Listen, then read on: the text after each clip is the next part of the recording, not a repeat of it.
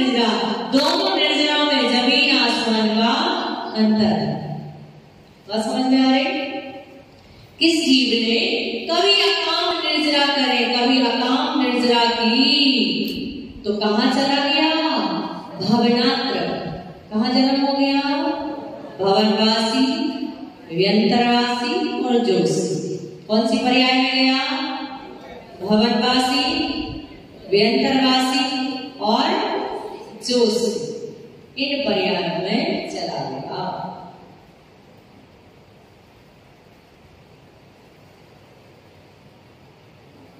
ठीक है, बता रहे हैं। विषय चाह दावा न लदाहो, मरत बिलाप करत दुख सहो। और जब इस जीव ने अकाम निर्जरा की तो भवनात्रिक में जन्म हो गया। देवगति तो हुई लेकिन देव दुर्गति हुई। क्या हुई? देवगति तो हुई लेकिन देव दुर्गति हुई। इसलिए वहां पर क्या हुआ? विषय भोगों में मस्त रहा, उन विषयों की चाह में भी मस्त रहा, एक दूसरे देव को देख करके झुलसता रहा। उसके पास ज्यादा पैसा है, उसके पास ज्यादा भोग है, उसके पास ज्यादा भोग सामग्री है, आदि आदि विषयों की चाह में क्या हुआ? झुलसता रहा। दावानल क्या होता है? एक तो होती अग्नि और एक होता है दावानल। क्या होता है? जो पूरे जंगल में आग लग जाती है उसको क्या बोलते हैं? ये बड़वानल होता है, एक दावानल होता है, ये क्रोधानल होता है ना। जो समुद्र में आग लगती है उसको क्या बोलते हैं? बड़वानल। जो जंगल में पूरे जंगल को जला देती है वो क्या है? दावानल। और बहुत ज्यादा क्रोध की अग्नि भड़की हुई है उसको क्या कहते हैं? क्रोधानल। क्या बोलते हैं? क्रोधानल। जैसे दीपायन मुनि को आया था क्रोध, ऐसे खुद भी जले और दूसरों को भी जला दे तो क्या है? क्रोधानल। ठीक है ना। जिसमें बचने का कोई माध्यम नहीं हो उसको कहते हैं क्रोधानल। ठीक है ना। तो इस प्रकार से दावानल मतलब जैसे जो अग्नि बुझने के बावजूद भी धड़कती रहे, जलती रहे, वो अग्नि कौन सी है? दावानल अग्नि है।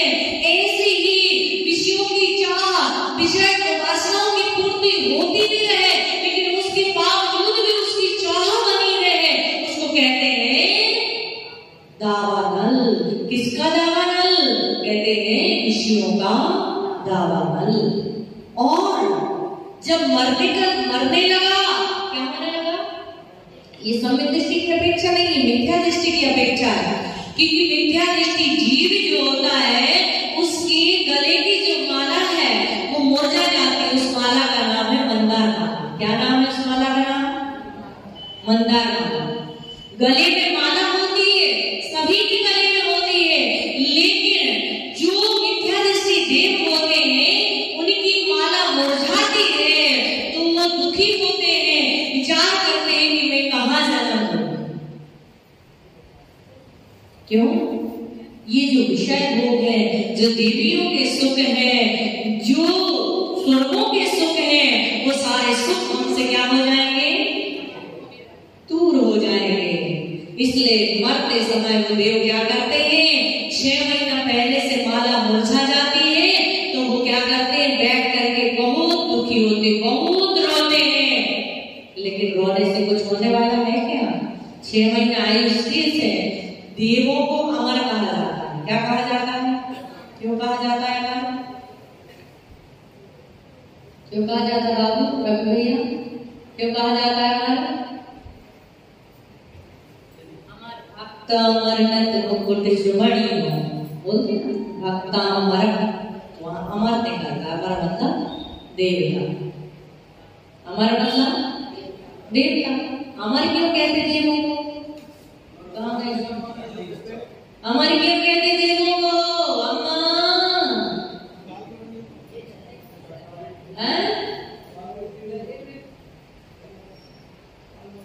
सोच समझ के जवाब देना। अमृत झरता इसलिए अमर बोलते। और उनका और उनका क्या नहीं होता, उनका अकाल मरण नहीं होता। लेकिन गायकियों का भी अकाल मरण नहीं होता। फिर उनको क्यों नहीं अमर कहा, देवों को ही क्यों अमर कहा?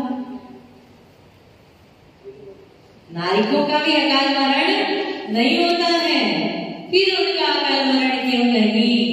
और उनको क्यों नहीं अमर कहा? देवों को ही खाली अमर क्यों कहा? इसलिए देवों को अमर कहते हैं क्योंकि वहां पे सुख होते हैं, वैभव होता है। देव कभी मरना नहीं चाहता है, देव कभी वहां से निकलना नहीं चाहता है, इसलिए उसको क्या कहते हैं? अमर। लेकिन नारकी जो होता प्रत्येक क्षण मरना चाहता, प्रत्येक क्षण वहां से निकलने का विचार करता है, क्योंकि वहां पे दुख ही दुख होते हैं और स्वर्गों में सुख ही सुख होते हैं। इसलिए देव वहां रहना चाहते हैं और नारकी जो है वहां से निकलना चाहते हैं, क्योंकि वो वहां एक पल भी रहना नहीं चाहते। इसलिए अकाल मरण तो दोनों का नहीं होता है, दोनों की सागरों की आयु होती है, लेकिन उसके बावजूद भी देवों को क्या कहा जाता है? क्या कहा जाता है? अमर। ठीक है ना, क्योंकि वो वहां से निकलना नहीं चाहते हैं। ठीक है ना, तो यहाँ पर कहा है कभी अकाम निर्जरा करें। इस जीव ने अकाम निर्जरा की। अकाम निर्जरा का मतलब क्या है? बोली लग रही थी। क्या लग रही थी? बोली लग रही थी। मन तो नहीं था, बोली लेने का मन नहीं था, लेकिन मैंने क्या किया? लोगों के कहने पर या लोगों के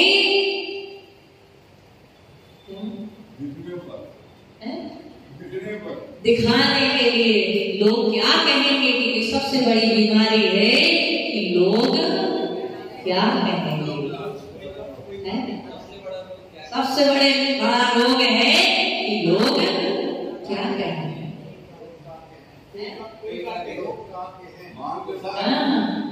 लोग काके हैं, ये बुंदेलखंड में कहते लोग काके हैं, और यहाँ पे बोलते हैं लोग क्या कहेंगे। हमसे तो ये होता नहीं। व्यक्ति की यदि 3 बीमारियां खत्म हो जाए तो आदमी सुखी हो जाए। एक तो ये हमारी शिक्षामती रोगी है सबसे बड़ी। इनका रोग है ये मुझसे होता नहीं है, ये मुझसे होता नहीं है। और तीसरी बीमारी है संक्षेपती, मेरी तो किस्मत ही खराब है।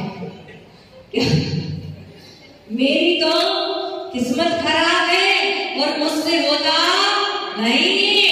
और आप सबकी बीमारी है लोग।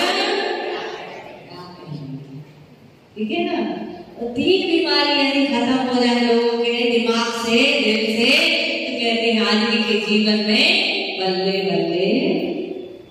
ठीक है ना, तो यहाँ पे अकाम निर्जरा। अब उपास किए लेकिन मन से नहीं किए, मंदिर गए लेकिन मन से नहीं किया, त्याग किया लेकिन मन से नहीं किया। और जो कार्य हम बिना मन से करते हैं, कौन से कार्य? पुण्य के कार्य। कौन से कार्य? पुण्य के कार्य। पाप के कार्य तो बिना मन से ही करना चाहिए। अच्छा रवि भैया, आपने शादी मन से की थी ना? मन से की थी।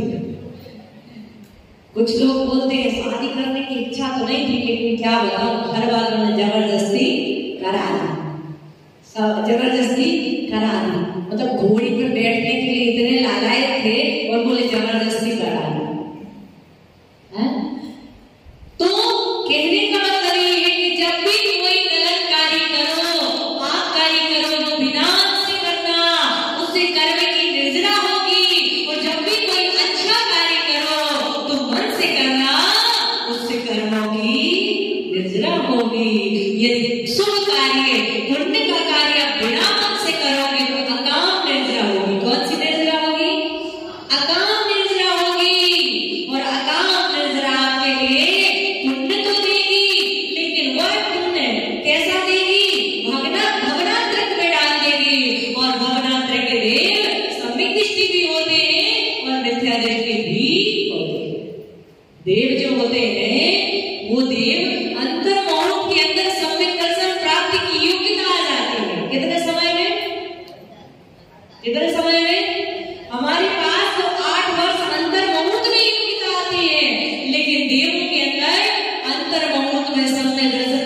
की योग्यता आ जाती है। यदि वो सम्यक दर्शन प्राप्त कर ले तो सम्यक दर्शन दृष्टि हो सकते हैं, और नहीं प्राप्त करे वो बात की बात है। लेकिन सम्यक दर्शन सभी गतियों में होता है, नरक गति, त्रियंश गति, मनुष्य गति और देव गति। ठीक है ना? तो आकाम निद्रा समझ में आ गई बाबू, समझ में आ गई? हाँ, कोई भी कार्य करो तो कैसे करना? प्रवचन में आओ तो कैसे आना? मन से आना। आहार दो तो मन से देना। मंदिर जाओ तो, स्वाध्याय करो तो, त्याग करो तो, दान दो तो मन से, जो भी करो मन से। और शादी में जाओ तो बिना मन से, क्योंकि वहां पाप लगने वाला है ना? तो ये आकाम निद्रा है, ठीक है ना? जब व्यक्ति इतना उपवास करते हैं, हम तो कुछ नहीं करते। जो अन्नमति होते हैं सालों सालों के उपवास करते हैं, वार्षिक तप करते हैं, लेकिन उनका तप किस कैटेगरी में आएगा? आकाम निद्रा की कैटेगरी। ऐसा क्योंकि सम्यक दर्शन के साथ किया गया थोड़ा तप बहुत निद्रा का कारण है, और मिथ्या के साथ किया गया बहुत पाप थोड़ी सी निद्रा का कारण है। इसलिए कहा है कोटि जन्म तप तपे ज्ञान बिन कर्म धरते, ज्ञानी के छिन्माई त्रिगुप्तते सहज करे। ज्ञानी के यानी कि जो सम्यक दृष्टि है उसके पास जो ज्ञान होगा वो सम्यक ज्ञान होगा, और ज्ञानी की निद्रा एक क्षण में करोड़ों करोड़ों गुना हो जाती है, और अज्ञानी की जो निद्रा है वो करोड़ों वर्षों तक तप करने पर उतनी होती जितनी ज्ञानी की क्षण भर। बात समझ में आ गई? समझ में आ गया कि कभी जीव ने कौन सी निद्रा की? कौन सी निद्रा की? आकाम। और फिर कहां गया आकाम निद्रा करके? भवनवासी, बोलो, भवनवासी, व्यंतरवासी और जोश, ये 3 गतियों में चला गया। ठीक है ना? अब जब वहां गया तो वहां पर भी उसे सुख नहीं मिला। क्यों? कि वहां पर उससे ऊंचे देव और है। कैसे देव है? उससे ऊंचे और देव हैं। उनके वैभव को, उनके को या उनकी देवियों को देख करके क्या हुआ? दुखी लगा, और जब मरने लगा तो उस समय भी विलाप कर करके मरण को प्राप्त हुआ। ठीक है ना? इसलिए कैसा रहा? दुखी रहा। मतलब देव बनने के बावजूद भी इस जीव को अभिज्ञानी मिला, सुख मिला। एक तो बिना मन से होती है निद्रा, उसको कौन सी निद्रा कहते हैं? आकाम। जो मन से की जाती है वो कौन सी निद्रा होती है? सकाम। एक होती है सविपाक और एक होती है अविपाक। आप लोग 12 भाव में पढ़ते हैं ना? क्या पढ़ते हैं? पहले सबके होए नहीं कुछ सरे काम तेरा, दूजी करे जो उत्तम करके मिटे जगत फेरा, संबर सहित करो तब प्राण। पहली निद्रा कौन सी? उसकी 2 लाइनें आगे भी बोलो, उसके आगे भी 2 लाइनें।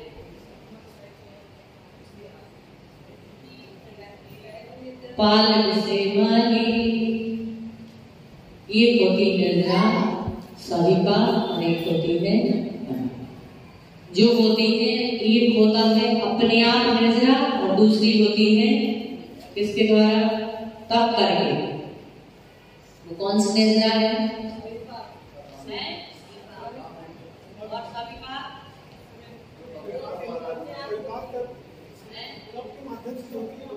और सविपा और सविपा जो स्वयं आपने इतने हमारे अंदर इतने कर्म हैं कि उस समय के साथ अपने आप कर्म क्या हो रहे हैं? झड़ रहे हैं, पता ही नहीं चल रहा। समय उनका पूरा होता है, काल उनका पूरा होता है, और अपने आप क्या हो जाते हैं? झड़ जाते। जैसे आप यहाँ पे बैठे, ठीक है ना? ये चटाई भी नहीं, जमीन में आप बैठे और आप आप जमीन से खड़े हुए, और जब आप खड़े हुए जमीन से तो धूल चढ़ गई, इसमें पीछे जो है ना धूल लग जाते हैं। धूल लगती तो जैसे हम उठते हैं तो कुछ धूल तो क्या होती है, अपने आप झड़ जाती है, और कुछ धूल को हाथ से क्या करना पड़ता है, झड़ाना पड़ता है, या फिर यूं कहें कि उसको साबुन लगा के क्या करना पड़ता है, धोना पड़ता है, ठीक है ना। तो तब रज उसकी खत्म हुई, तब धूल खत्म हुई। ऐसे ही हमारी आत्मा में बहुत सारे कर्म चिपके हुए हैं, तो कुछ तो है समय पाकर के अपने आप क्या हो जाते हैं, जीर्ण हो जाते हैं, झड़ जाते हैं, निर्जरा हो जाते हैं। लेकिन कुछ कर्म जो है उन्हें तप के माध्यम से क्या करना पड़ता है, झड़ाना पड़ता है, या फिर फल दे करके ही वो कर्म हमें छोड़ते हैं, बिना फल दिए। कुछ तो बिना फल दिए समय के साथ झड़ जाते, कुछ फल दे के झड़ते हैं, ठीक है ना। और कुछ जो है तब करके, कर्म का फल मिलने वाला था मुझे 10 साल बाद, कब मिलने वाला था, ठीक है ना। लेकिन हमने क्या किया, उसको पहले ही 1 ही साल में उसका, जैसे आपने किसी से ब्याज में पैसे लिए, कितने साल के लिए, 1 साल के लिए, लेकिन आपके पास पैसे आ गए और आपने 1 महीने में ही उसका हिसाब कर दिया, तो क्या हो गया, है ना, समय के पहले हमने उसको सिद्धा दिया, ठीक है ना। तो ऐसे ही जो निर्जरा है, कर्मों की निर्जरा है, जब हम तप करते हैं, उपास करते हैं, व्रत करते हैं, दान करते हैं, पुण्य काम करते हैं, तो क्या होते हैं, हमारे जो कर्म है वो समय के पहले क्या हो जाते हैं, झड़ जाते हैं। उसके लिए उदाहरण दिया जाता है आम का, किसका, आम होता है, आम जब होता है तो ये काम होता है कि इसमें जो आम पकता है तो अपने आप पक जाता है, कैसा हो जाता है, अपने आप पक जाता है। और एक आम जो होता है उसको पहले ही तोड़ लिया जाता है और पाल में रख दिया जाता है, घास घास में रख दिया जाता है, और उसको क्या कर दिया जाता है, पहले ही जो महीने बाद पकने वाला था वो हमने महीने के हफ्ते भर 2 हफ्ते पहले क्या कर दिया, पका दिया, है ना, ठीक है, समझ में